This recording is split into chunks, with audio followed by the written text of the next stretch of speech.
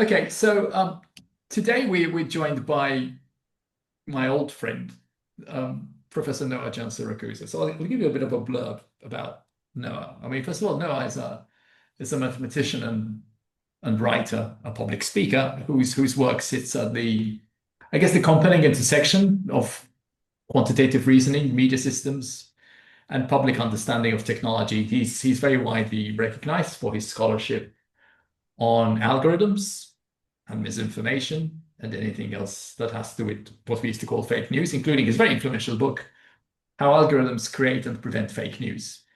And he's also done a lot of writing from the Washington Post to the Atlantic and Wired. I haven't caught up with Noah since his new book came out, which is called Robin Hood Maths, which, from my understanding, I'd love to read it. It argues for reclaiming maths, I guess, as a power of empowerment rather than exclusion, and building a society where knowledge of maths supports equity, agency, and informed participation. Noah has also contributed to a lot of conversations on AI governance, especially in the early days. I don't know if you're still doing those. Yes, those exchanges on X, but I used to be I highly think entertained. that whole world has just sailed on without us. Yeah, I'm glad it has because Noah used to spend too much time on X taking on anybody, saying that the world was going to finish because of AI. Okay, but Noah knows a lot about platform accountability and I guess the cultural consequences, I guess, of computational decision making. So how do we know together? How do we know each other? I guess it was Professor Hert Lovink from the Institute of Network Cultures who one day turned up and told me, "Here's this book. You need to read this." I think he's just sent me a link to your book and an email, and that was it. And Noah and I started chatting, and this led to Noah joining us in Malta in 2022 when we'd organized quite a large conference on young people and information, it was called, and it focused a lot on young people and information disorders. So I guess it's really apt that we should reconnect now this time when questions, I guess, on truth and trust and tech and young people's empowerment are both urgent and global in scope. I guess this will be in this probably after a young people summit is taking place, which is taking place at the end of this week in Malta. I would have loved Noah to join us. We certainly didn't have I the drag I him. just assumed that we solved all the problems back then. Yeah, Information, social I thought we media, had. society, it's all done. So I don't know I why thought we we need another had, and summit. here we are, man. Here we are. Little did we know.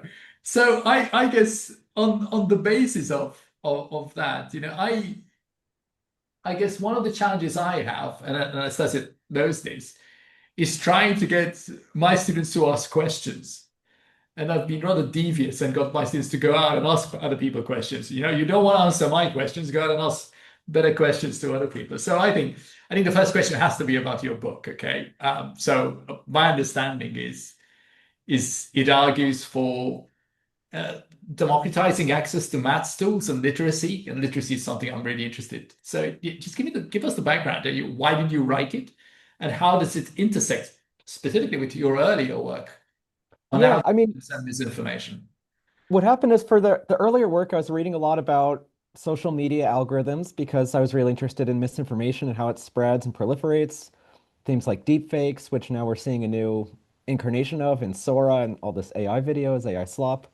So it's just really spending a lot of time reading, trying to learn the sociological aspects as well as the technical aspects of how algorithms are shaping society. And I just kept having the same experience over and over and over, which is that all the articles about these things would just kind of explain how bad it is. It's phones are addicting kids and they're losing their attention span and students aren't studying. People of all ages are suffering this and that, and there's loneliness and misinformation and all these problems and vaccine hesitancy. And it was really bleak, and it still is. But what happened for me on a personal level is I just kind of reached the point, almost like a saturation, where a new technology would come out. So I was doing a lot of this reading as ChatGPT was launched. So I was doing it before, during, and after. And, you imagine the same thing. A new technology comes out, a bunch of people are excited. And then right away, all the tech critics come out and saying, like, this thing is really dangerous, it's harmful, here's all these negative things, society's to deal with this, it's all really bad and bleak, and all the tech companies are evil. And And I'm not saying that's true or not. I'd say it's more true than not true.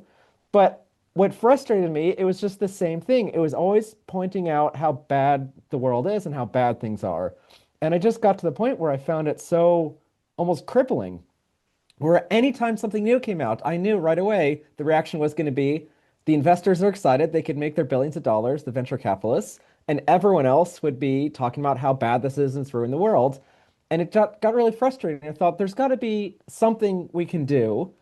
And at best, what I saw in these articles and books and things was, oh, maybe some regulation, you're in the EU, there's more progress, the AI Act and all the DSA and all these things. And that's promising, and I think it's certainly the right direction. But at least living in the US, there's just no real regulation coming through with teeth. And I just got frustrated with this idea of like sitting around reading day after day how bad things are, how harmful these things are, seeing all the money that they're making, and seeing no political will to try to shape things for the better. So I thought, is there anything we can do while we're sitting around waiting for regulators and politicians to get off their ass and shape things? And then I thought, you know what? Here's a really simple, maybe naive thought. All these algorithms. So first of all the technology we're talking about, they're all powered by algorithms, right? AI, social media, everything, the news ecosystem, Google, all this, algorithms. So I thought, okay, that much is clear. This is boiling down to algorithms. It's not to say algorithms are good or bad, they're just everywhere. But what I know about these algorithms from thinking about the misinformation, the fake news, all that stuff, is they live and breathe math. They're powered by math, right? They see lots of numbers like social media. They see what kinds of engagement each users are providing. They see all your actions online, your comments. They see all these numbers and they crunch those numbers using math formulas to decide what further content to show you. So it's all math at the under the hood. And then I thought, wait a minute. Maybe part of the issue is we're living in a world that's increasingly run by algorithms, and yet none of us have any clue how these algorithms work, and most of us don't even have a mathematical literacy to ask the basic questions. So then I thought, you know what? I'm a math professor. My day job is literally helping educate people in math. And I'll be honest, my students generally aren't the type that go in there loving math and saying, math is the best, give us more. They're the type that go in there saying, I hate math, I'm bad at math, but I have to do this for some requirement. Please make this as unpainful as possible. So my job isn't just to teach math, it's to teach math to people who don't think they like math, that they're not good at math, that math isn't useful, that they don't want to be there. So I'm used to a pretty, high bar as far as education. Like that's not easy to overcome.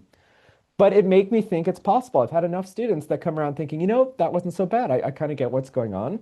I thought maybe we can do this at a broader level. Instead of 30 students in a classroom, what if I write a book that just teaches enough math, where I show people, here's how math is being used at the top by insurance companies, by hedge fund managers, by tech companies, not all the like detailed, complicated math, but just like give the essence of what they're using, just the basic, simplified formulas, so people have a sense of how math is used at the top, and then show that they can use that same math in their day-to-day life to understand social media algorithms, to make decisions about risk and risk management like insurance companies do, even to think about finance a little bit more strategically. You don't have to be a math person to still use math. So that's where the title Robin Hood Math, or in the UK and other parts, Robin Hood Maths with an S, that's where it came back. Is we're just, like Alex said, we're kind of trying to take math from the rich and give it to everybody else. We're trying to democratize the public using math. So it's not specifically about algorithms and tech, but because the tech industry today is so powerful and runs entirely on algorithms that run entirely in math, algorithms are kind of a through line through the whole book. I want to bridge, okay, between your world and, I wasn't brilliant at maths we call it here, yeah. And yet, I mean, a bit of my world, which is like all this, sociology meets business meets Rage Against the Machine meets anything else in between, okay? And I've just published this primer on critical digital literacies. The one thing you and I have in common, I mean, there's one thing we have in common is that you write beautifully, and you know that. And I've told you this And you several do times. as well. Yeah, yeah, I think we're both writers. But I mean, what Noah does, But let's not frame it as a compliment. Let's say I think we both value writing. And I think this is very important because with generative AI, there is a movement to say like, oh, here's a tool that produces writing, and it's shifting the emphasis to thinking of writing as the deliverable, the product that you're producing, the end goal.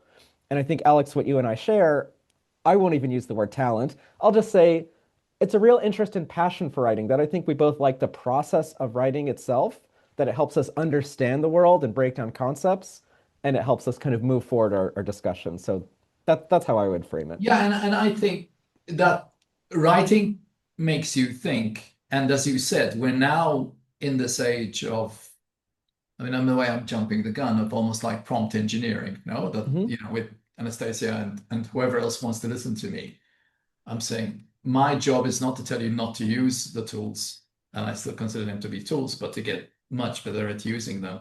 But I want to go a bit, just pull a bit slightly back because again, because of my ignorance with maths, but my interest in power, as you know. Okay. And that's why you and I spent so much time looking at this whole thing about deep fakes and whatever it is, and post-truth societies and anything else in between. So I'm just wondering, on the basis that platforms keep on using, I guess, maths models to influence social behavior. Okay. So assuming that people like me have a lack of mathematical literacy, okay, how does this feed into the kind of power asymmetries, I guess, between institutions and citizens? And by citizens, I have a particular interest in young people, being an old person, because I'm getting to the stage of saying, I've done what I could do, guys. It's over to you. Yeah. So I'm wondering how you see that in terms of maths literacy and power asymmetries between institutions and citizens. Yeah, so let me give you two examples. One is very, very basic math, but I think it's the kind of thing that anyone can do, but you wouldn't necessarily think to do unless you put yourself in a math mindset, which is I looked up some basic numbers about how much revenue Instagram gets from advertising, right? So you don't pay to use Instagram, it's funded through advertising. As you know, advertisers will pay Instagram money to place their ads, and then as users are on the platform, they'll see these ads. So that's how it's funded as opposed to subscriptions like Netflix or others. Okay, so I looked at it and it turns out that I think I forget the exact numbers, it's in the book somewhere, but it's something like 10 cents per hour. That's the amount, that's the profit that Instagram generates from each of us individually spending an hour, a full hour, 60 minutes on their platform, scrolling through all the posts and all the ads and everything. 10 cents. Absolutely minuscule. So it was just a simple, simple math calculation to see that. But then it got me thinking, 10 cents for an entire hour is nothing. That's why these companies need us to be absolutely addicted and not just using their, social media once a day for a few minutes, but using it every day for hours. That's why they need not just millions of people or hundreds of millions, but literally billions of people on the platform. Ads are so unlucrative. Even with all the advances in AI and the fancy micro-targeting that you hear about and the mind reading, they make so little money. And think of it, how many times have you actually clicked on an ad? And I mean on purpose, not like I'm scrolling and accidentally clicked on one. And even of those times, how many times did you actually follow through and purchase something? Probably once, maybe twice, not often. There's so little money generated by ads that they absolutely need scale. And if you think about a subscription service, I'll just use like Netflix as an example, it's a completely different economic model, right? If you have a subscription service like Netflix, they don't need you to be addicted. They just need you to feel like, oh, I'm getting enough value, whatever it costs, let's say $20. I'm getting enough value that I'll keep paying my $20 a month to show up. Maybe one week I watch a lot, one week I don't watch much at all. Doesn't matter. I get to choose, and I've made the decision that it's worth the price. They don't care, and I don't care if I only watch for 1 hour. Maybe there's one show, 1 hour a week I watch, and that's it. Everyone's happy. If I think it's worth it, I will do it. But if you go to these free platforms, right, like TikTok and all the other social media platforms, they cannot operate that way because they don't make money that way. They make money through scale. They need an absolutely enormous number of users, and they need those users spending every conceivable minute on the platform. So already that's a little bit of math that made me see why addiction is such a key part of this. Netflix does not need to addict you. They merely need to satisfy you so that you want to keep paying. TikTok and all the others have to addict you. They have to make you come and spend as many hours as possible, as many days per week as possible, because that's the only way they can be profitable. So I think it's a very, very simple basic observation that's somehow deeply profound that people don't talk about this. One is an economic model that incentivizes addiction, and one does not. The internet does not have to be addictive. It doesn't have, we don't, people like to blame algorithms. Oh, social media algorithms are really addictive. Yes, they are because of the financial model that they're built into. So I think it helps. That's a simple example, but again, a fairly profound one that helps me understand this power differential that they really need to manipulate us. They can't just satisfy us, they have to manipulate us. Because no one's going to be satisfied enough to spend 8 hours a day online. We are addicted. That's the first part. Now, the second part is okay, since they are using this economic model, the algorithms do need to try to kind of influence us into spending as much time as possible. And that's where they use all this stuff like engagement bait and try to maximize our engagement. They try to get us to, watch lots of videos that maybe we're not especially enjoying, but we can't turn away. We keep getting sucked in. That's where the algorithm finds our psychological vulnerabilities and weaknesses. And I'm not immune to this. Nobody is. Where I end up spending lots of time watching way more things than I want to because the algorithm has seen, like, oh, Noah says he's really interested in, soccer videos and baseball and math stuff. But look, what he's actually spending his time watching are, I don't know, like sports injuries or this or that. Like it finds what I'm sucked into. And it keeps showing me more of these, and I keep watching more of these, even if I don't necessarily want to. I mean, the truth is, somehow inside I do want to, but I don't want to, right? I'm having this fight against my own self, and the algorithm is detecting this through my signals. So I think math helps us see the bigger picture that we have the economics of addiction built into the way we are funding the internet. And since these algorithms are using relatively straightforward formulas, I think it is helpful. I go into the book, I don't know if we want to go into the podcast, but there's a pretty straightforward formula that kind of explains how these algorithms work. And knowing it doesn't help you go viral or help you resist all the influences, but it just gives you a little literacy, to go back to the word you brought up, to understand how these powerful companies using their powerful algorithms are trying to influence us, how these algorithms work. So the short answer after that long answer to your question is I think math just helps us see better what's going on, and it doesn't rectify these power imbalances. It doesn't magically, fix all the problems that you addressed, but I think it lays them a little bit more bare. It's easier to see that power differential and to see how they are leveraging it, because the answer is they leverage that they create and leverage that power differential by using mathematics in the form of these algorithms. I I keep on telling my students, and I mentioned you last week because I remember you when you were here explaining how the Snapchat algorithm was not remarkably different from the Instagram one, Hmm. from the TikTok one, but it was all based on getting to know more about you, including, how you use these things and, how the speed which you scroll through things or where you pause. And I remember that was a big eye opener for me. And I think what's also interesting is this idea of you have the addiction dopamine fixes on one side, okay, and the utilitarian model on the other side. So yes, I do pay for Netflix and I do pay for Spotify. Spotify is my, because my fix is music, has always been all my life. And yet sometimes I go back and think of there was a time when I used to own records and CDs, and what happens if, do I trust Spotify? No, I don't really. And Netflix now, so that's saying, yeah. So it's this tension which I think contributes, especially to this part of the world. I think, the need for what the hell is going on, and now we need to protect people. Now, you mentioned early on the whole the raft of legislation in a way which is coming out of the EU, and specifically, and we need to bring this now to the brave new world of AI. I guess we've hardly mentioned this. I guess I know it was quite interesting that if you're looking at how Europe, let's talk about Europe is looking at the US at the moment. I never thought in my lifetime I would think of US technology as being potentially adversarial. Okay, that it's and I think because of the Trump administration, what's happened over the last, this is now reaching that kind of level here. And I think there's also this idea of if we can't, everybody's using Google and Microsoft and whatever it is, but what if we can't trust these things? What the hell do we do? And then there's the big elephant in the room called AI. So I just wonder, in a way, going backwards a bit, when you and I were looking at information disorders, there was this whole big thing about, we made a big fuss about it in the manifesto, which we published, okay, about information. And I'm not data, I'm a human being.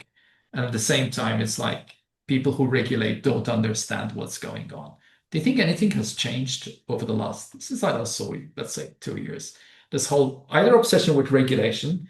Now you've got the Trump administration, you've got all the, we still call them tech bros here, even though some people to come, all the people lined up behind Trump and giving him. Do you think anything's changed or not changed over the last 24 months? And by the way, it is not a trick question to bar you from staying in your country and whatever it is, okay? To get you arrested. Yeah, I mean, I think a lot has changed, and it's hard to say. I mean, the two big factors, as you brought up, are one, the Trump administration. I don't know if Trump knows anything about these technologies or has any real interest, but he's made a lot of money off of cryptocurrency, so that has been bolstered. And he has some powerful advisors like David Sachs, who are very bullish, like pro supportive on AI development. So the net result was to undo some. The Biden administration, as the previous president, didn't do much around AI, but they did issue one order that got retracted by the Trump administration. So in the U.S., there's been some backpedaling on the regulation around AI, and there's been this strange movement where now even some European forces, like I've seen this mostly, for instance, in the UK, but I think maybe there were some in the EU, some people saying like, maybe we've messed up and regulated too heavily and we need to pull back a bit. And that's largely been, I don't know about from Trump himself, but there's been this kind of pressure. But tandem to the purely political thing of Trump and his whatever's going on around there, authoritarianism, there's of course been ChatGPT and generative AI.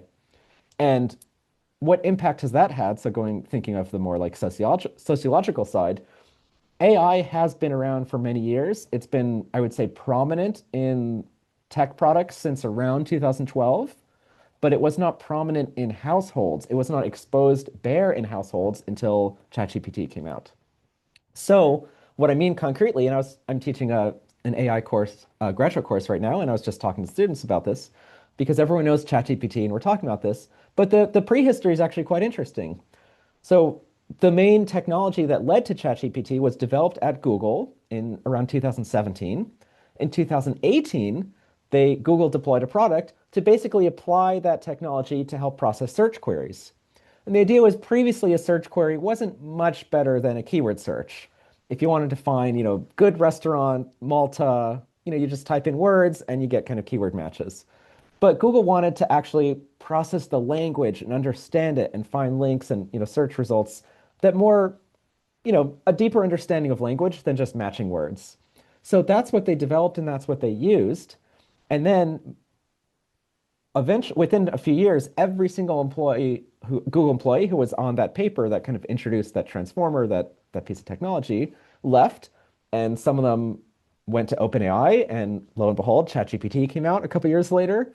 So the main difference, and I think this is tremendously important, less from partly for technological reasons, but largely sociological, is that ChatGPT and then the new wave of chatbots brought AI out into the open. It wasn't before I would type into a Google search bar and I as a user couldn't really see if AI was being used or not. Maybe I suddenly started getting slightly better search results. Maybe Google Translate suddenly got better and more efficient, but you didn't really see what was happening. It just seemed like, oh, the web is the web and maybe some things are a little better. But with ChatGPT, for the first time, people had AI in their homes, on their computers, on their phones. They could interact with it directly. And this was eye-opening. So what the tech industry has known for years is that AI is an extremely powerful transformative technology. But then ChatGPT brought that to the public. I think that the timing was coincidental with Trump, but I think it tied in because a lot of what he is saying is we need to build these companies, let the technology grow. It's going to be this really important thing. Why are we so afraid of it? And suddenly people didn't just have to rely on like news reports of something happening in some, closed door behind the scenes room somewhere in Google. Suddenly they could just try it and they could see like some of the reaction was ridiculous. Like, yeah, a chatbot could do this or that, but if you most of us who are just normal people using it in normal ways, it's totally harmless and fine. So I think it gave people a better sense to make up their own minds. I don't want a regulator telling me how I can use this product and how I can't. I can just use it myself. And yeah, maybe we should protect kids from it better and we should, try to limit the really extreme cases. I won't list what they are, but there are cases I think a lot of people agree are bad. But I think that it was kind of eye-opening that it did sort of democratize the experience of this technology where now a lot of people could decide. And I think a lot of people did, and I would argue maybe rightly decide, yeah, we were maybe overly fearful and that we can use this and it is very effective for some things and there are problems. But now it's more in the public's eye of what is good and bad about it and how it works rather than just being something we have to trust the tech companies or the regulators. That said, I do think there needs to be more regulation. I don't think the tech companies are being there's a lot of dishonesty. All the same problems that Alex brought up are still true. But I would say this has been one of the biggest shifts is now individual people have personal experience with the technology rather than, for instance, so you said, how are things different from, a couple years ago? Well, when we were talking about deepfakes, it was this thing where you could like go online and see, and it was kind of mysterious. Nobody really knew how they're made. You just hear these words like some person, with who's not even like a deep researcher, but a computer programmer made this deepfake, and none of us really knew like how hard is it actually? What's actually involved? It was just kind of this exotic thing, and you could, use AI to do this and that, and we were writing about it when it still wasn't mainstream in the sense that ordinary people could do it. And now it is different because on Sora, people, anyone, any of us with zero coding experience can create these videos. We can see others created by people like this. We can create, you could just go on ChatGPT and create fake news very easily. So what we were very concerned about has now been even more further democratized. The bars have been lower. And I would say that has been good and bad. The good, sorry, my dog is going crazy. The good is that we're now more familiar with the good and the bad, the risks. Instead of just Alex and I and others being alarmists, now a lot of people would see like, yeah, this could be really problematic. But I think there is some cutting through the alarmism of people saying like, I don't know, a lot of it is obviously playful and harmless, and we can manage and we'll deal with it. So I think we're just more realistic and experienced with it. And where it goes from here, I have no idea. But I think it is an interesting development that has not been entirely good or entirely bad, but has been an interesting mixture of both. Yeah, there's a lot to unpack. Partly, you can see it in Europe now, what's happened. I mean, and it's all related to geopolitics and money. For example, I think it was last week, I think the head of Capgemini here, and that's a French consulting firm, okay, said that he thinks that the AI Act is needs to be looked at again because there's just too much regulation, and maybe Europe should start to unregulate. So there are people like that. At the same time, a lot of people are still stuck with the social media, or with regulators' inability to regulate anything related to social media, and I guess a lot of the bad news about kids using ChatGPT to try and tell me how I can kill my friend because I fell out with him. And so the whole idea about no guardrails is on the other side, and it's very much just black and white situation which is going on. And I'm leaving academia out of this, okay, which for me is the source for most amusement for me. Okay, because I mean, the whole bastion of academia at the moment is, and ironically, my university was one of the better ones actually. That the University of Malta actually tried quite a while ago, actually about a year ago, to say this thing's happened. We can't prevent it. So you might as well get to know how you should use it mindfully, I guess. But I do think we're in this pivotal moment, as you said, that what's fake is very easy. I mean, Jacques could record you and I, and put different words as to what we're saying. It would be we could all be Trump supporters tomorrow or whatever it is, or advocating for the use of X. And I think this fear, which is coming also from Australian models, like for instance, I think our prime minister decided or announced, I think a while ago, that we should ban social media for kids, aged up to 13. To which, at the same time, I know that many young parents wouldn't dream of not giving little Johnny one of these things because you know, his cousin has one. Or, so I'd like to know how they're going to ban smartphones unless we all immediately pivot into the new, whatever new devices we're going to be using, no? So I think we are at this stage, and I don't know what if we have this conversation in 2 years' time where it's going to go. But I'm at the same time I'm teaching this digital literacy course, right? And I'm kind of thinking I am working with young people. So again, where do you see maths fitting into this whole thing about empowering young people? I mean, especially for somebody like me, right, who's hopeless at maths, but I guess I understand words. Um, and I think also this is my long observation. Okay, and I've already felt the pushback from some of my students. Keep on saying, yeah, just move on. We know this stuff. Okay, we'll move on. So how can, in a way, I'm trying to think of how can we equip people like Anastasia, whom I'm trying to force to go out in the streets and ask uncomfortable questions to people, and then come back and put that stuff on Substack or whatever it is they're going to be putting and using Reels. How can we equip them to move from like passive subjects to active agents in these environments? What do we do?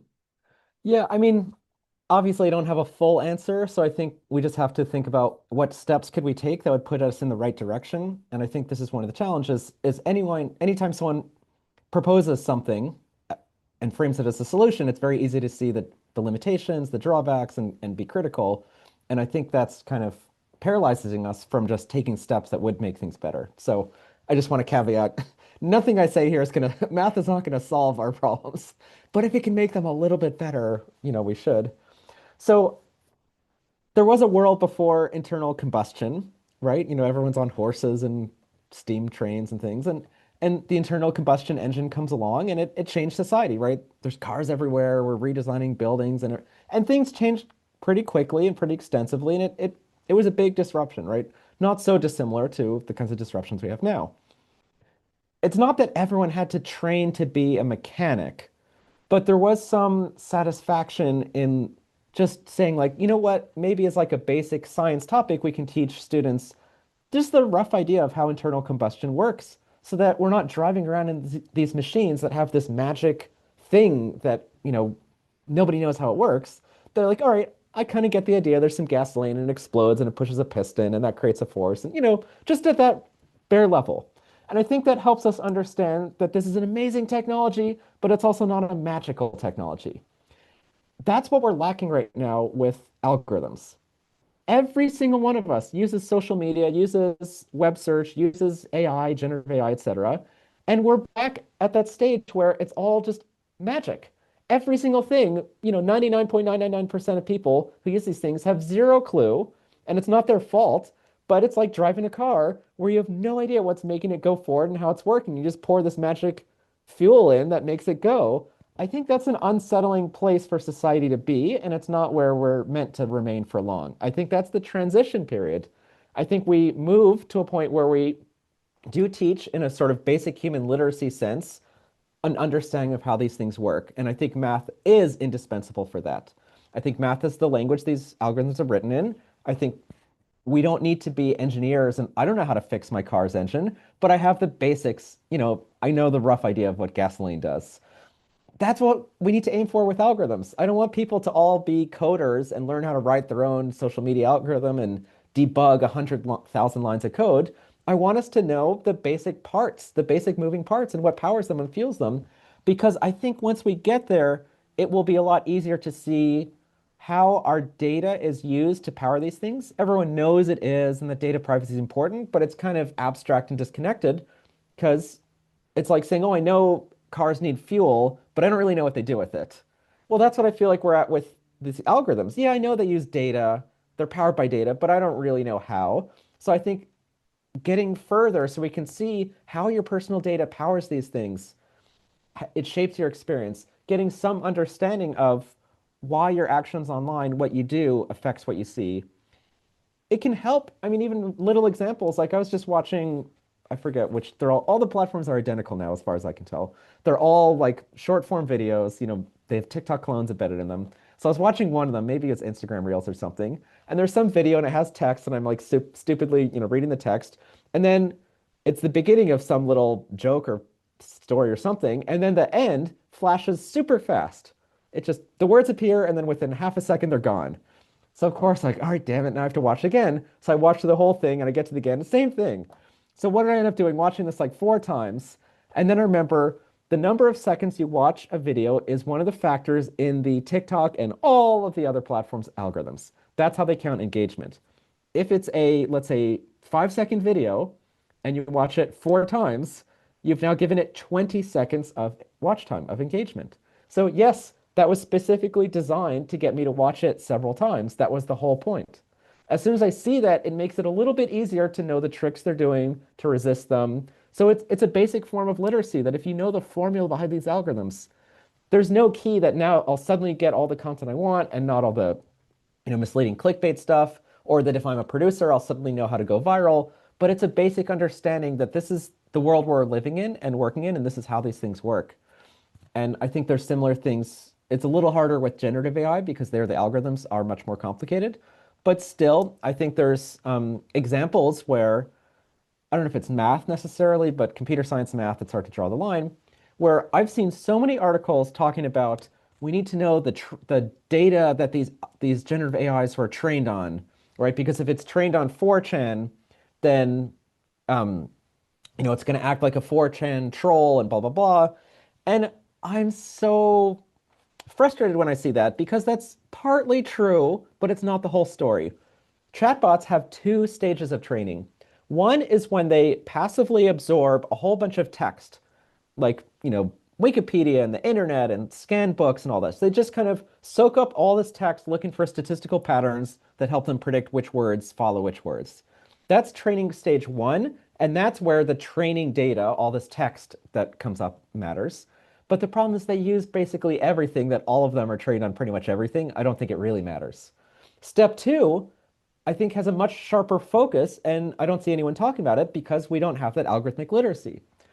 Step two of when you build a chatbot is some person, the designer, the engineer, the CEO, whatever it is, decides these are some principles or behaviors or properties we want the chatbot to exhibit. And we're going to have the chatbot do lots of conversations with us at times, with 10,000 lowly paid contract workers in Kenya at times. That's what OpenAI did. And we're going to give them instructions. When OpenAI was first training ChatGPT, they gave these contractors in Kenya and elsewhere these instructions like, basically the workers will have a conversation with the chatbot and they'll give it a thumbs up when they like an answer and a thumbs down when they don't, or the chatbot will offer multiple answers and they will pick the best one. And the human evaluators were given guidance like, don't let the chatbot pretend that it's a real person. Don't let it suggest that it knows things that it doesn't. There's a whole bunch that goes into this. So when I see, for instance, Elon Musk's Grok chatbot has a very different personality than OpenAI's and this and that, I don't think it's because of the training data. I think it's because of the second tier of the process when they're evaluating it, where they explicitly told one, say whatever you want, be offensive. And they told the other one, be really careful, don't offend people. So it frustrates me because I think most people don't realize this. I think a lot of data regulators and government regulators don't realize this. And so they're focusing on the training data, not realizing there's this whole second part. So this is another example where I think maybe this is more algorithmic literacy than math literacy, but again, who cares? What's the difference? It's all in the same boat. Where a little bit of understanding goes a long way. What I just explained to you without any technical words, I didn't mention reinforcement learning, I didn't use any formulas, just that basic thing that there's one passive absorbing knowledge state and one the chatbot's interacting with people and it's getting graded on how it's doing, where it's guided in this certain direction. 2 different stages, 2 very different forms of collecting data and training to adjust its behavior. That basic level of understanding will help us so much. So I think there's just so many instances like this where, again, we're in a world where there are basically the internal combustion is everywhere and nobody knows what it's doing and how it's working. It's magic. I think we do need to say, both for just the sake of to be a human is to understand the world we're in. So even if some math and algorithmic literacy doesn't let me fight the big tech companies and empower myself, even if it's just, this is the world we're in, I need to understand. Like, I want to know what an atom is. I want to know what the Big Bang is. Those things don't affect me directly. The Big Bang has never come up in my real life. But as a human, I want to know how our universe started. Well, I think we're now at the stage where, as a human, we should all want to know and should be able to know how these algorithms work. But it goes beyond that. I think it does actually give a lot of practical insight. As I mentioned with the watching videos 4 times instead of one, there's these little nuggets that you get when you have a little bit of math and algorithmic background where you can say, now I know why it's doing that. Now I know how I can try to stop that. Looks like there's a couple questions here. Trish has Let been me Trish has let me been read these out line if that's okay, because I think I don't want no, to. no, Trish is asking questions. Yeah, And let me embrace it because I don't want to lose the thread. So let me read this out loud. Should we teach maths in a coding format to younger kids as part of their digital literacy development? Fantastic question. I'm going to be a little bit contrarian here. There is a big push towards, teaching computer programming and coding, and that's like the wave of the future and things. I'm not sold on that. I think that has a lot of value, and maybe we should do that. But I think actually I did get into math because I started doing some coding as a kid first. My dad's a computer programmer, so he kind of taught me some coding and that led me to math. So maybe I'm undercutting my own point. But I'll just say I think that is important, the coding, but I think this mathematical literacy is separate. I'm actually a terrible coder. I hate using computers. I never used generative AI myself. I just physically hate being at a computer unless it's to write or to open up Zoom and talk to someone like Alex. I love human connection, and to me, writing is thinking in human connection. But other than that, I really don't like using computers. So, what I like about math is it's just a way where I can push back from all the technology and just think and use my very human brain. I actually love math now more than I did years ago because now I find math a way to be human again in an age of AI. And I'm not saying my brain is, as strong as a computer or better. I think it's not, but it's very human to me, like doing art is. I think these are rare endeavors where we can feel truly human. So I think even if you had asked me that question 3 years ago, I probably would have Mhm. said, absolutely, that's the way to go. Let's teach coding and teach math through coding. Now, after a couple years of generative AI, I feel like let's not muddy the waters. Let's let math be a beautiful human endeavor, like writing, like art, like music. And I know all those things can be AI'd, but you don't have to. You can just do them in a human way. But doesn't that pose the challenge then, Noah, that for somebody who's not good at maths, and I mean, I am an absolute disaster at maths.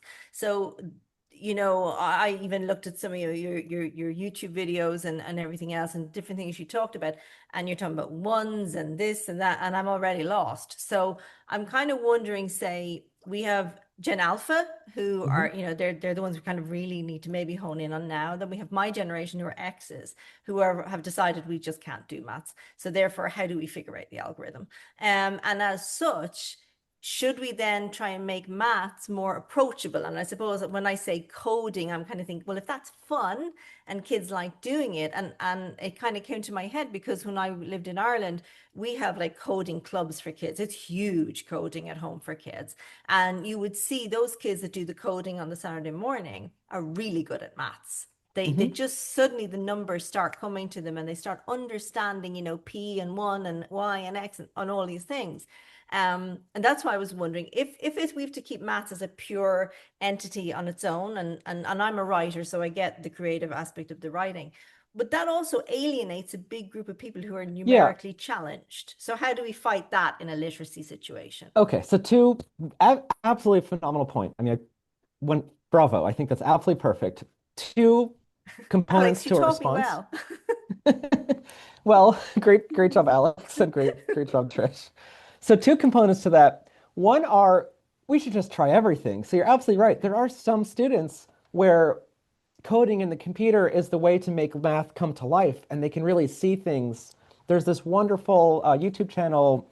I always get the colors wrong. It's something like three red, one blue, three red, one brown, something like that. Grant Sanderson is his name. He studied math in college, and then his career, rather than being a math professor, is he makes YouTube videos, and they're very like nice YouTube talk visualizations. He loves every single talk he does is he's on the computer visualizing the data, like writing computer programs that show these things. And it's amazing. It resonates so well with people because so many people have like gone to school and seen fractions and this formula and that, and it doesn't make sense, it doesn't resonate. And then once you see these beautiful images, it comes alive. So I think he's doing a great service, and we could push more into that. I think there are many students that, as you're describing, who will get into math and that kind of thinking through their C computer. But I think there are also people maybe who are so averted, have such a strong aversion to using the computer or to not even think of themselves as a computer person that we need to keep the door open. So I would kind of turn around a little bit what you said is yes, absolutely, there are many people in various generations, not just X, but all kinds of generations, that have convinced themselves they're not a computer or a math person. And I worry that if we kind of say like, oh, well, you'll get into math once you get through computers, that we might, lower the bar too quickly. So I think, yes, computers can help bring in many people. Yes, visuals can bring in many people, but there are some where I think we can just aim directly at math and say, you don't need computers. You don't have to be a computer programmer. The reason why I'm a little bit stubborn on this side is because I am talking about social media algorithms, about AI algorithms. And so the first instinct is to think like, oh, you're talking about coding, right? You're talking about like learning how to code and understand these things. And what I'm trying to say, and it's, a hard point to make, the code behind these algorithms is like 100,000 lines. The math formula that Alex mentioned from my talk in Malta a few years ago was one line. So I do think the math can be complicated, can be infinitely complicated, but I think if done properly, the math can be a way of distilling all that complicated computer stuff into a very simple, understandable less message. But it can go wrong. It can, math that's not explained well can make things even more alienating. So going back to the literacy question, I think it's absolutely not too late for anyone, but I do think we have to reconsider a lot of our education priorities, and I will put the onus on the math community. I don't think teaching math in isolation for too many years is a sustainable practice. I don't think we can just say like, here's how real numbers work, and here's addition, and here's fractions, and here's, but it's just so many years where it kind of is divorced from reality when we could be saying things like, I don't know at what age, but like, you've all used TikTok. Here's how the algorithm works. And then they see this formula and it involves probabilities and involves addition and multiplication. And you can see this stuff coming alive. I don't So want to say we changing the should, format, you mean? So just changing how we make it attractive. So yeah. that's And what you mean to make it attractive to them. you can go too far and just try to like teach to some, I don't want math education to be teaching TikTok, right? Like there are limits. But I think we do have to work harder to bring in these important, relevant examples early on and just say, like, what percentage of society has ever used the quadratic formula outside of high school? Probably close to zero, if not zero. What percentage has ever used a social media algorithm? Not 100%, but not far from it. So why are we not teaching math that could speak to everyone when we are teaching math that speaks to almost no one? We're all going to That's kind of, Google that formula and now we're going to go, what was he talking about? yeah, it What's doesn't that matter. You formula? don't need. Um, So hmm. easier said than done, but I do think we need to work hard to decide what our priorities are and think of this literacy. And don't just think of it as literacy, but just think of it like being human today means understanding the physics of our universe, the chemistry of our Mhm. medicines, how do our current drugs and medications work? How do vaccines work? It also means understanding algorithms, how these ones that impact us, how do they work? Okay. And I don't think that necessarily needs coding, although some people will certainly get into it through coding. But I do think math is one way to get to them. But I think we can also offer a lot of literacy without math. Like what I was saying about the two stages of training Yes, yes. AIs. You don't need math for that, so go ahead and teach that. There's a lot that can be done without math at all. Okay, cool. Thank you. I'm just trying to, and I want to take this to the, I want to follow this through because in a way, what I'm struggling with is, I mean, I asked Anastasia's cohort, okay, so who's not using ChatGPT? I think it was one person who claimed that she wasn't. Claimed. And then I said, who's using Notebook LLM? Nobody. Who's using Claude? Nobody. So that was the first interesting thing. The other thing about coding is now the popular view is like, why the hell do I want to go and code? Because, the machine is doing it all for me. And then I keep on going back to where I started from because my point of departure, okay, was looking at the crisis of media, technology, and education. And that's what I was writing about. And way back and this whole post-truth thing that, I came from an education sector which basically said, look, I'm gonna teach you what you can trust in terms of the veracity of life. And and suddenly I found myself in a situation where, if you lie, I can say this is white, white, white, white, white. This is not a phone, and eventually you. So I think I always keep on going back to this magic word about critical thinking, which and I and whenever anybody tells me, so where do you learn critical thinking from? I'm increasingly going back to, and it's shocking some people. I'm saying it depends how lucky you are in terms of which family you were born in and what your parents' value systems were, because your first encounter with critical thinking is, did you, how did you become literate? Okay, I know that in our case with our son, that it did, that he could sit on somebody's knee, that his mother just stuck a book in front of him. I'm not seeing any of that now. I'm now seeing people are sticking a screen to amuse Gen Alpha, and if you, so on one side you were saying, and your enthusiasm for maths is again, and I totally get it.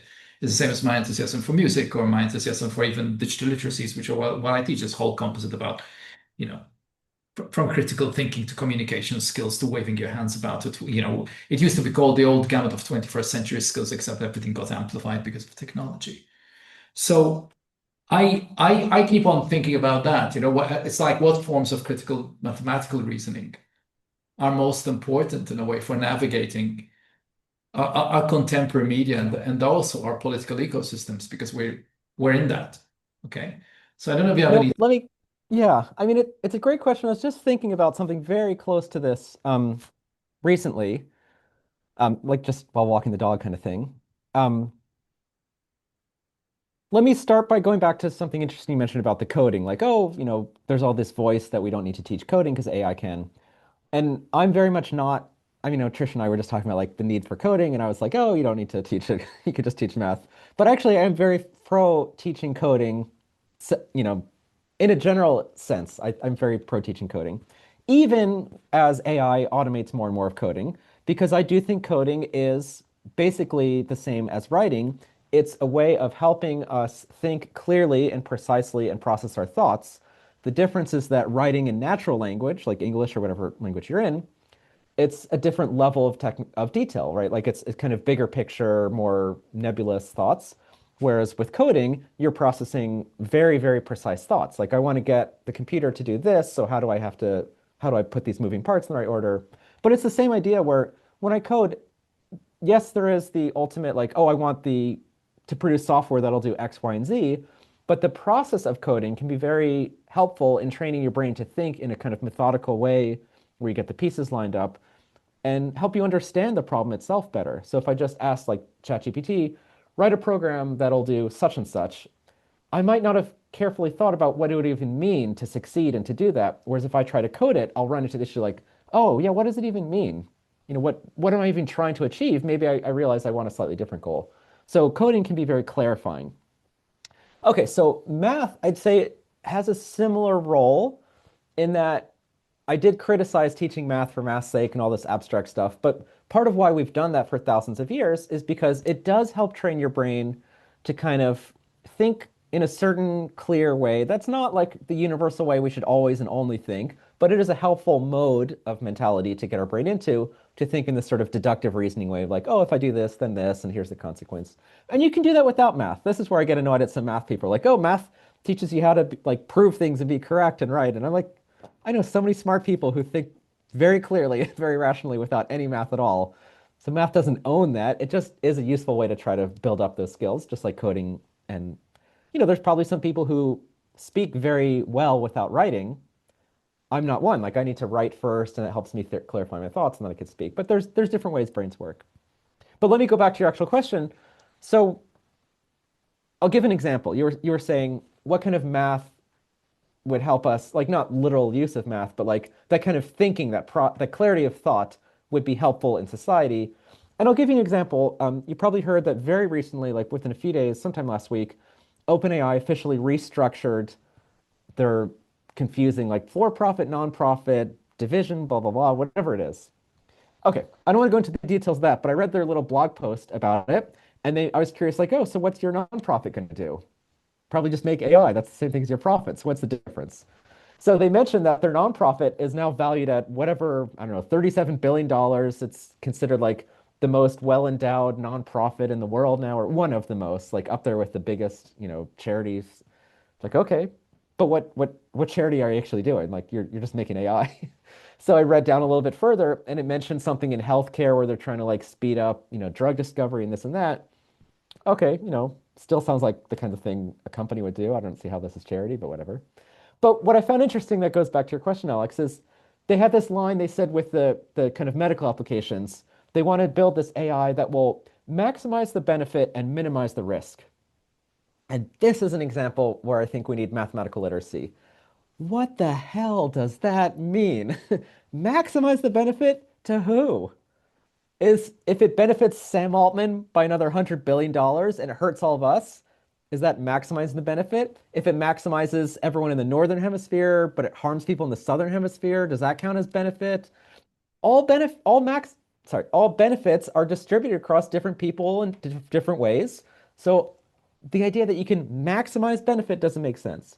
Same with risk. Risk to who? Of what? That's not something you put a number to. And then maximize the benefit while minimizing the risk. Well, guess what? Anyone can figure out pretty obviously that you can't do that because if you want to maximize your benefit, you have to accept more risk, right? If you want to win more money in the lottery, you have to buy more tickets. You have to, if you want to, make more money in the stock market, you buy more stocks. That'll increase your potential benefit, but it increases your risk. There's no way to maximize the benefit and minimize the risk. So I see so much bullshit like that coming from the tech industry where smart people with kind of mathy bents like Sam Altman and others, and it's spreading, it's becoming a disease in this tech industry. They're using mathy words and mathy concepts and mathy language in a way that I find vacuous and intimidating. They're using these things to sound really good. Oh, we're going to maximize benefit, minimize risk. That sounds phenomenal. Who wouldn't want to invest billions of dollars in that? That's a great thing. How could you get in the way of that? But when you think about it with a critical mind, and you were asking about like, critical thinking, you realize what absolute bullshit that is. That says nothing. That says they're just going to do what they want and then pretend that it has the backing of some sophisticated mathematical logic. So this is different than the kind of algorithmic literacy we're talking about with social media type of stuff, but it's still a same idea that I think mathematical language and concepts are proliferating throughout not all of society, but certain sectors, and the tech sector being heavily one. There's a lot of math speak in the tech sector, and I think if we don't have a math critical literacy, it's very easy to be intimidated by it, to accept it on faith, to be impressed and say like, oh wow, well I don't know math, so of course I'm not gonna, say anything wrong, but what they just said sounds really smart and impressive. And just being willing to say like, what do you actually mean? That doesn't make sense. How do you measure that? What even like OpenAI's founding charter, the original document that was like the whole existence of the company says our aim is to produce AI that benefits all humanity. Sounds great, right? Sign me up. Again, billions of dollars. All humanity? Really? So if one person is harmed or not benefited, then they haven't succeeded. This is clearly patently impossible. Like mathematically impossible. You cannot benefit all of humanity. You're going to help some people and harm some others, and you are deciding which is which. So it drives me crazy, but these are the kinds of things, so Alex mentioned at the beginning that I get into all these Twitter fights. This is the kind of thing I do. I was just trying to read the news, and there was just so much bullshit coming out of OpenAI and others, and Sam Altman would say these things that sound really profound, and everyone thought they were so brilliant, but they were so vague that they said nothing. And I would just push back and say, like, look, I'm a math professor. You just used a formula that doesn't make sense. The variables aren't even defined, and there's no content there. You're just bullshitting everyone. And I do think he is kind of a bullshit artist, to be honest.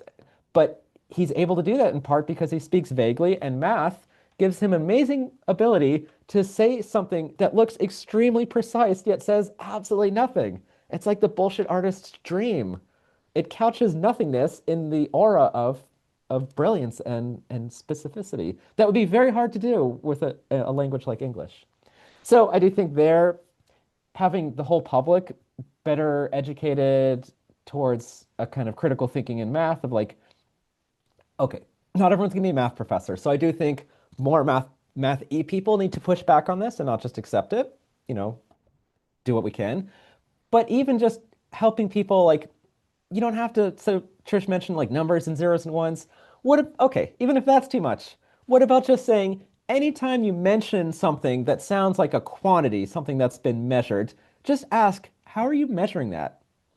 If you see something like we're going to maximize benefit, just ask, how do you measure benefit?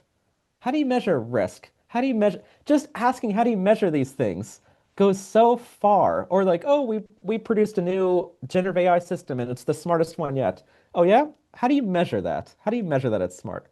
That one question, which I do think is a kind of, it's not mathy, but it is kind of mathy because in math, you can only go as far as your definitions. Everything in math is built up on defining things and then seeing the ramifications through propositions and logic, etc. But like it all starts on the definitions. You have to define what a point in a line is to get geometry. So I do think if you people are using a lot of words with that around AI. I mean, another good example is AGI. There was just a how many times have you heard AGI and how it's going to change society and this and that, and even like politicians are talking about it. Not a single one of them could define it.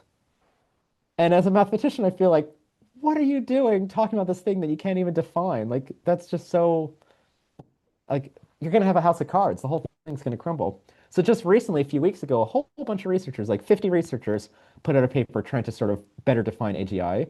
And what they came up with, I think, is very reasonable, is there's a whole kind of spectrum of abilities in various directions, and you can be better at some than others. And, it's kind of obvious, but I think it's helpful. So I think we just need to push these people, these tech leaders and others, to define the things they're talking about, to not use words that don't make sense, that don't have meaning behind them.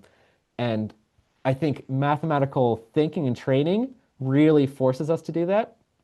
I mean, I'll just say, like, when I was a grad student, if I ever used a single variable, like one letter, imagine if I wrote a 30-page paper and the letter X showed up on page 17 and I never defined it, whew, I would get in trouble from my advisor. We're not allowed to use a single word or variable or formula or something if it's not defined. And I think the tech world is leaning into the opposite. It's leaning into gullibility by not defining half of the shit they say. And that way they get to just push us around and get us to think whatever they want. So I think pushing back on definitions, you don't need to be a mathematician, you don't need to know any math, but I think spending a lot of time in math it makes it like unpleasant to see things that are not defined. And that's a lot of what I dealt with on Twitter, is just seeing stuff that nobody could define, and yet they would talk about it. Um, P um, Doom is another one. I can't resist that one, right? Remember all the Doomer stuff? Talk about P Doom. What does it mean? That I everyone's remember going to being die, worried they'll be about you enslaved, because that eventually yeah. I it's mean, just I remember that every day you were on X taking them on, and I actually it was fun. it But then was I got sick fun of it. and exhausting to watch, and occasionally I would come in and like just so I'm glad you're not doing that anymore. Me too. Enough was enough. I'm really glad you're not doing that anymore. But I also want to go back to something you started at the beginning, so we can see how we can tail this off because I'm aware of how much time you've given us. You mentioned something about you do your best thinking when you're away from a computer, almost like when you're away from a Hmm. screen. And increasingly, I'm trying to tell my students if they're taking 2 hours of their life to be in the same room as me, okay, it needs to be useful to them in a way that in a way ChatGPT, I have to give them something that they can't get out of the machine, right? But it's the same with me now. Okay. If I'm going to spend 2 hours of my precious life as an older person being in the room with people, it needs to Older be, person. yeah, it needs to be useful to me. Otherwise, why the hell am I doing this? So uh, as I'm sitting here now, right? So at the end of this week, I'm going to get a bunch of people like, I occasionally do. So we have anything from, academics to activists to young people. And this time, one of the critiques we had, even when you showed up, was that young people didn't have enough of a voice. Okay. So we are actually trying to pivot this. Then in the second day, we'll have an unconference with all the chaos which may happen around this. But I'm thinking of two things. One, I do have to I have to start this thing up. So if you were in my position on Friday morning, when I have to tell people this is the reason why you're here, what would you say on the basis that people are taking time out of their routine to be in a room with people they may not even like? And I'm hoping that they will be in a room with people they do not even agree with, because out of disagreements, there might be something. Just wondering what you would you think I should say. And the other thing is, if there are young people listening to this podcast, and occasionally some people do, one of the things we do is we never know who's listening to these things. And occasionally I bump into someone, and it can be policymakers or somebody in Brussels who says, I heard what that newsletter you did. If you had somebody listening to this podcast and they could get away with one practical mindset or habit regarding, say, maths or media and power, what would you want it to be? So there are two questions there. If you were in my shoes on Friday, what would you do? With the exception of Yeah. saying, let's get on with it. Sounds like you just want me to do your job for you for free, Yeah, but okay. come on, man. I've always been trying to get you to do my job for free. But I'm not selling books like you are, and nobody probably will read my primer. Well, they'll buy your book. And my Okay, so and my primer is on a Creative Commons license, so anybody can download it. People just go and use it and challenge it. So, touche to that one. all right, well that was actually a perfect transition to how I did want to more seriously answer. Um, just thinking about social media. So I never used social media until my first book came out, and then I kind of got into it to try to like build attention and kind of reputation around it. I had fun and liked parts of it, and then I found other parts addictive and unpleasant, and largely stopped. And each person can make their own decision. Before that, I would just consume, and that was my only time kind of putting out content. And now I still consume somewhat, but not as obsessively, and not as news focused. It's more like hobbies related now. Okay, so but with my time thinking about social media and the algorithms, both as like a researcher and as a user, um, I learned one thing, and working with my book agent and editor, I learned something that I think dovetail together and kind of address one possible take to your question, which is, let me start with the book. When I first started writing this Robin Hood math book, I got excited about a math topic that I wanted to share with people that I thought would be interesting and useful, and I would just start writing like, here's Bayes' formula, and here's how it works, and I'm making sense of it, and here's how you can use it in your life. And I would kind of did that with a few chapters. Here's the topic I'm excited about and how it works and how you and share it. And my editor or agent or both kind of came back and said, you can't just start by teaching. You have to draw the reader in with a story. You need something that resonates with them at an emotional level that engages them, where the teaching thing is then the reveal. So imagine if I just say, here's this thing called Bayes' formula. It came from here, and I know it looks complicated, but here's how you use this, and here's how you can apply it in your real life. I think that's already better than 99% of math teaching out there, right? I'm trying to humanize it by explaining it in a simple way. I'm trying to make it practical, but it's still missing that front piece.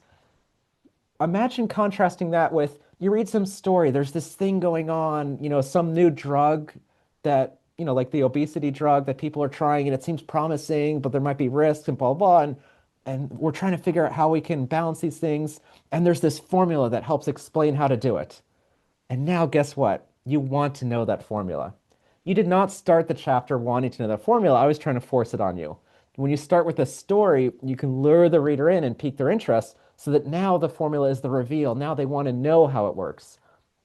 So you have to start with it. You don't have to, but it helps in writing for a popular audience to start with a story, something relatable, something that draws them to your material, where now they're invested and then emotionally invested. And now you can teach them, but it doesn't even feel like teaching. It's like they want to know the information. They're trying to claw it from you and you're providing it. It's very different than the one directional thing of just going up and saying, I am the source of knowledge, here it is, and do with it what you will. That doesn't involve any interaction, right? It's not like, oh, I need the students to tell me what they're interested in, I go back. That's just writing. It's just good writing, but it's a different kind of writing than I had ever done as an academic. So this idea that lead with stories. And I did a couple podcasts for the book when it was first coming out. And after a couple, I thought, these are not going that great. Like, I feel funny advertising my book, like, oh, you should buy my book and read it. All I can think as an academic is, here are all the flaws with my argument, and here's, what's wrong. Like, it's not me. Like, that's not my nature. So I talked to my publishing team as a publicist, and I said, I think I might actually need some media training. I've been on the TV newspaper before. I thought I didn't, but I just don't know how. I can talk about a topic. I don't know how to talk about myself or my book. I'm just not comfortable doing it. It feels like self-promotion. I'm a little bit too old to be the social media generation that's just used to that, or who knows. So my publicist said, you have to do, to get me past this, she said, think of what you did in the book with the stories. Do that in the podcast as well. when the podcaster says like, oh, so how can people use this material? Don't start by saying, oh, there's this formula and it's useful for this, because that's the same thing. Say, have you ever gone online and you see this happening? You just don't know, why do I keep seeing this kind of video and blah, blah, blah. There's this formula and it helps you understand. So even on the podcast, you can start with a story. It can be briefer, but something that brings them in before you get to the technical material. So I think I'm going to say that's the answer to your question. I'm not claiming that I do this when I teach. I do think I do it more when I teach than I used to. I do bring in a lot. I'm a math teacher now. I teach like data science algorithm stuff. So I feel like mostly I teach technical stuff. I feel like I am bringing in a lot more stories and human background. For instance, when I talk about like reinforcement learning, I will mention that OpenAI paid these people in Kenya to train ChatGPT to behave in a certain way. And this, here are the principles they used. Here's this document we found that shows how they did, what priorities they had. And that how does human feedback actually shift the behavior of the chatbot through this cool mathy thing called reinforcement learning? And then I would talk about it. So I don't always do that. I don't always succeed. But I have found I'm doing it more, and then my teaching is much richer if I can give that human interest story first to suck them in. So I think that's kind of the key is we can't make the student interested, force them to be interested in material or content any more than we can ourselves. But if you can find things that entice them in, even if they're not exactly what you want to teach and cover, but find some personal anecdotes, some human experience, some story about you or your son or something they're going through or some political event, something that draws them in and makes it feel real and relevant that your lesson can then enlighten and inform and build on. Because that's what's missing. If we just say, like, here's the quadratic formula, they'll say, who cares? If you give them something practical, something that matters to them, and then the quadratic formula helps them, think of like almost like a novel, right? There's this, I forget all the terms, right? But there's always the tension and the problem, the hero and the resolution. We can do that a little bit. Our knowledge can be the resolution to help our students get past these obstacles they face in their life or that they've heard about. So I think thinking more in terms of narrative flow can actually help our teaching a lot and draw students in. That's on the book side. So that's what I've learned from, working with agents and editors who've worked with a lot of popular books, way more than I have. Then on the social media side, the algorithm, for all its pros and cons, is designed to kind of suss out what we're interested in and guide us towards that. And I think we just have to be realistic, right? That like what we claim our interests are not exactly what our interests are. Like I could say, oh, I'm into math and classical music and this and that. And then if you looked at my Twitter feeds and Instagram feeds, you'd be like, I see what you're actually interested. It's not that high level stuff. There's like one classical piano video and then a whole bunch of like sports videos or this or that. Like, so let's be real. We can create an image of ourselves as an intellectual with these certain values, and we can try to cultivate that. But our natural attention is drawn to many different things. And our students are no different than us. They have wide-ranging interests that are not all highfalutin, neither are ours.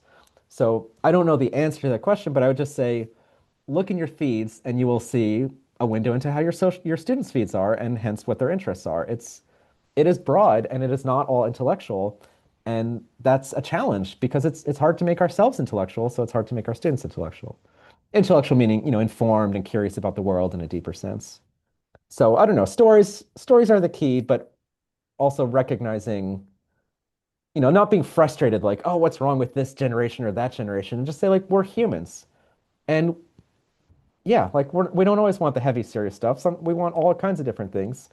And even to think more about social media, I was just at a training session at my university that wants more faculty to go on social media to get, attention for the university. And they showed some examples of some like popular professors who have a pretty big following. And it was interesting because I went to that session thinking like, oh, this is going to be horrible. But one of them was like this really zany chemist woman who's like doing all these experiments outside and just like she has, I don't know, this just a lot of personality. And it was fun and funny. And it just made me think, we're educators, but we also have to be entertainers, right? Like we will educate better if we entertain more. If we just go in and, oh God, I've had so many teachers like this in math, just dry, boring, monotone, nobody's going to pay attention and learn. If you go in with a spark, with a passion, and you're entertaining and you're funny and engaging, it's just a different experience. So I'd say, Alex, not to float your boat, but you are naturally, I think, a charming person. I think you have a lot of charisma and can be engaging. it doesn't hurt to consciously cultivate it and think like, all right, it's not so much what I say when I go into the classroom, it's the energy I bring. Am I going to be so lively and entertaining that they're going to want to look at me? Or do I have to like scare them and say like, your life is going to be ruined if you don't pay attention to me because I'm an old man who knows what's best for you. So, find ways of, imagine they have a choice. Imagine they could choose you or hundreds of other professors, just like on social media, they have a choice. What could you do to stand out and be their choice? Yeah, we could probably be here for a couple of hours Well, because don't answer that now, but I just yeah, want you to think. Imagine that. How uh, can I earn their attention rather than just I demanding it? there's a lot there. The storyfication is what I do. I've always done stories because and that's how I teach, and it's quite a logical tactic on my side. I know that people remember stories, they don't remember theories. Exactly. Absolutely. The second thing is quite interesting because it happened this afternoon. Jacques and Chris, whom you don't know, well, you do know Chris actually. They were looking at the this primer I wrote called Beyond Digital Literacies, which I'm using, and poor Anastasia is one of my victims, right? I'm using that as the basis for the study unit I'm teaching called Critical Digital and Information Literacies. And both Jack and Chris said, you've got the theory as to what these digital literacies are.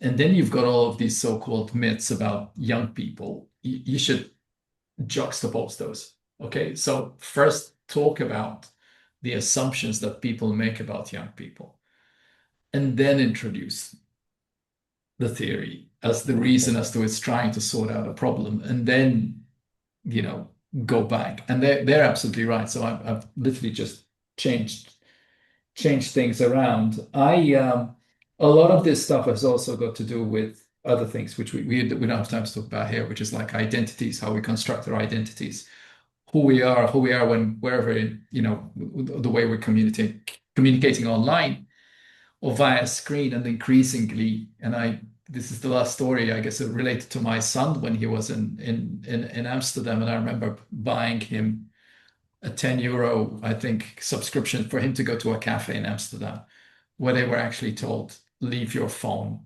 somewhere. Okay. Just don't use it, just turn it downwards. Okay. And you can go in with a book or just yourself, sit next to a stranger. You don't even need to say anything. But if you do, you might get something out of a conversation with a real life stranger in a room. And I think that if I had to invest a lot of money right now, I think there's going to be a lot of that happening with Gen Z. I think we're at some stage because again, they've had screens being pushed at them all their lives that eventually going out to have a walk, for a walk is going to be of huge benefit to people. So I think we're in this kind of, and the other thing then is which is what I keep on fighting against is the whole intergenerational divide, the idea of having five different generations in the workplace. Okay, so people old, generation silent, older than me. Okay, I mean boomers, which is what I am. Yeah, okay, X, millennials, and Gen Z. What the hell does that mean? Sometimes it means a lot, and sometimes it means absolutely nothing. In the same way I told, my students last week, I know some incredibly stupid 19-year-olds, and I know some incredibly engaging 19-year-olds, and I know some incredibly boring people of my age, and yet there's my 96-year-old father-in-law trying to use every single bit of tech that he can get to stay alive, literally. Okay, and so we have to be careful about generalizations, and I think, but I take your point about stories. But I think this weekend that's what we're going to try and do, try and get people to exchange different stories, even though, academics will do it one way, and I'm hoping young people will do it in a totally different way. I mean, unless other people have anything else to talk about. I mean, I think I learned a bit, I learned a lot. I thought it was energizing as usual. So no, we have to find some way of doing this somewhere else. And as I keep on telling people, if I'm going to hold a summit in Malta, we'll run it somewhere else some other time at some stage. So I'm very grateful for your time, my friend. Okay, it's always Lots lovely. of fun. Enjoyed it. Okay, so I'm gonna pause the recording now.